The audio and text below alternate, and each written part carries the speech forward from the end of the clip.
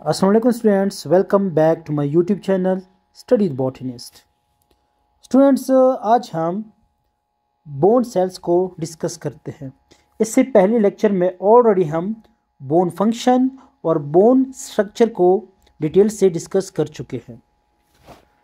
तो बात करें स्टूडेंट्स ह्यूमन बोन्स की, तो there are 3 types of specialized cell in human bones. The first one is a osteoblast, and the second one is osteocytes, and the third one is a osteoclast. And these 3 bones are responsible for bone growth, repairing, mineral homeostasis. तो students, आइए बारी बारी इन sales के बारे में discuss करते हैं। तो सबसे पहले हम देखते हैं ऑस्टियोब्लास्ट।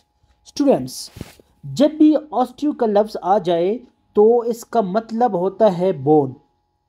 जब भी आप लोग ऑस्टियो का लफ्ज़ सुनो तो इसका मतलब होगा बोन। ऑस्टियोब्लास्ट मतलब बोन के ऐसे सेल जो न्यू सेल बनाते हैं। अब जो ब्लास्ट है स्टूडेंट्स, ये ग्रीक वर्ड ब्लास्टोस से निकला है, विच मीन्स टू जर्मिनेट और स्प्राउट।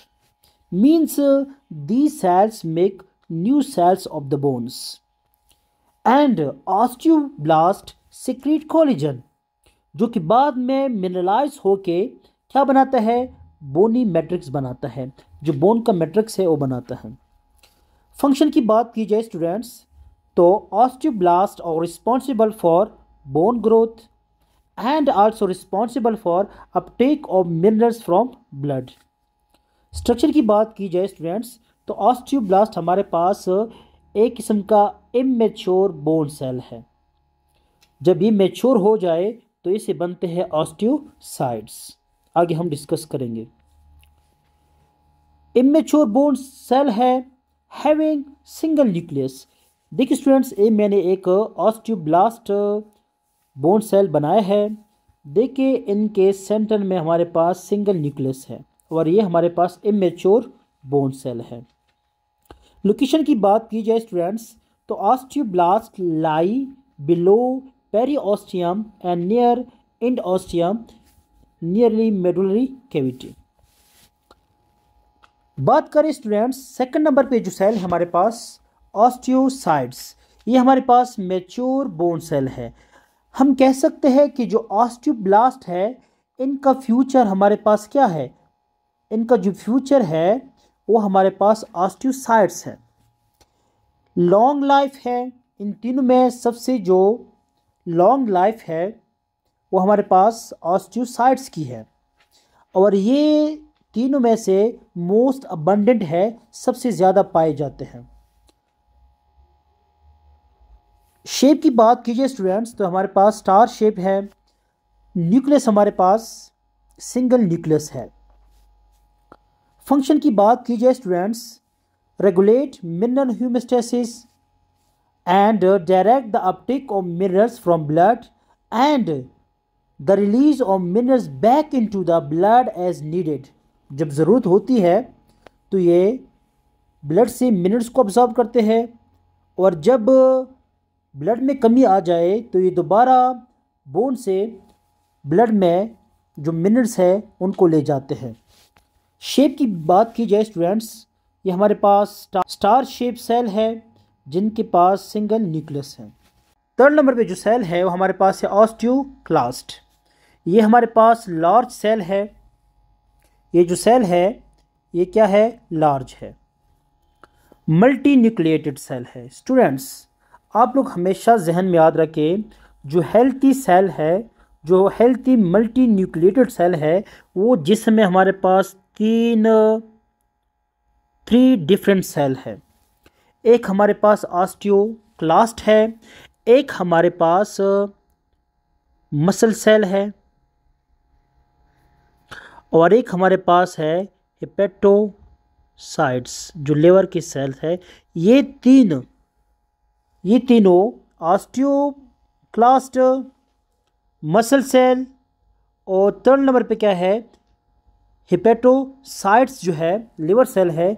ये तीनों ऐसे सेल है कि जो मल्टी न्यूक्लिएटेड है। ऑस्टियोक्लास्ट और responsible for the रीजॉर्प्शन of bone tissue. जो बोन टिश्यू है उनको ब्रेक करता रहता है ताकि जो बोन है वो ब्रेक हो, जो पुरानी सेल है वो ख़त्म हो, ताकि ऑस्टियोब्लास्ट जो है वो न्यू सेल बना सके। तो जो बोन है ये हमारे पास एक किस्म का लिविंग टिश्यू है। ये कंटिन्यूसली ब्रेक होता रहता है और कंटिन्यूसली ये न्यू जो सेल है वो बनते रहते हैं।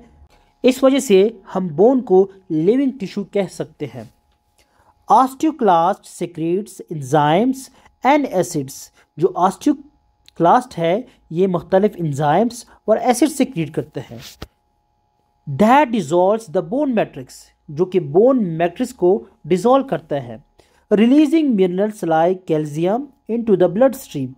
जब ये बोन को डिजॉल्व करते हैं तो जो मिनरल्स रिलीज होते हैं उनको ब्लड स्ट्रीम में पहुंचा देते हैं, रिलीज करते हैं। This process is crucial for bone remodelling. ये जो प्रोसेस है ये बहुत ज़रूरी है।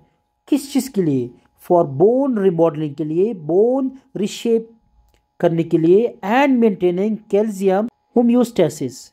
ये जो ऑस्टियोक्लास्ट है जो कंटिन्यूसली बोन टिश्यू है उसे ब्रेक करता रहता है, ये इसलिए ज़रूरी है ताकि जो बोन है उसकी रिमॉडलिंग हो सके और जो मिनरल होम्योस्टेसिस है वो मेंटेन हो सके। स्ट्रक्चर की बात की जाए स्टूडेंट्स तो ऑस्टियोक्लास्ट हमारे पास मल्टी न्यूक्लिएटेड है।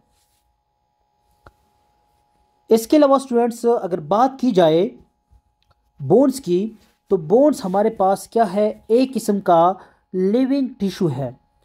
अब लिविंग का मतलब क्या है कि इनमें कुछ सेल जो है वो न्यू सेल बनते होंगे और कुछ जो पुराने सेल है वो डेड होते रहते होंगे। तो हम कह सकते हैं जो बोन्स है, bones are far from static और अनचेंजिंग। मतलब जो बोन है वो स्टैटिक और अनचेंजिंग से बहुत दूर है। इसका मतलब यही है कि जो बोन है वो क्या है? डायनेमिक है। इनमें कंटिन्यूसली चेंजेस अकर होती है। जो पुराने सेल है वो मर जाते हैं और जो न्यू सेल है वो बनते रहते हैं। Bones are far from static और unchanging, instead they are dynamic living tissues that are constantly being reshaped. ये हमारे पास क्या है? लिविंग टिश्यू है जो कॉन्स्टेंटली खुद को रिशेप करते रहते हैं। Under the direction of osteocytes, osteocytes की डायरेक्शन में ऑस्टियोब्लास्ट, जो ऑस्टियोब्लास्ट है वो क्या करते हैं? Continuously build up bones. जो ऑस्टियोसाइट्स है इनकी डायरेक्शन में जो ऑस्टियोब्लास्ट है वो न्यू सेल बनाता रहता है, जो बोन्स है उसे बिल्डअप करता रहता है। और जो हमारे पास ऑस्टियोक्लास्ट है ये कंटिन्यूसली क्या करते हैं? ब्रेक इट डाउन, और बोन को कंटिन्यूसली ब्रेक करता रहता है। तो हम कह सकते हैं कि जो बोन है वो स्टैटिक और अनचेंजिंग से बहुत दूर है। क्यों? क्योंकि इसमें continuously in the direction of osteocytes जो ऑस्टियोब्लास्ट है वो न्यू सेल बनाता रहते हैं और जो ऑस्टियोक्लास्ट है वो जो पुराने सेल है उसे ब्रेक करता रहता है ताकि जो बोन्स है उनकी जो शेप है वो मेंटेन हो सके।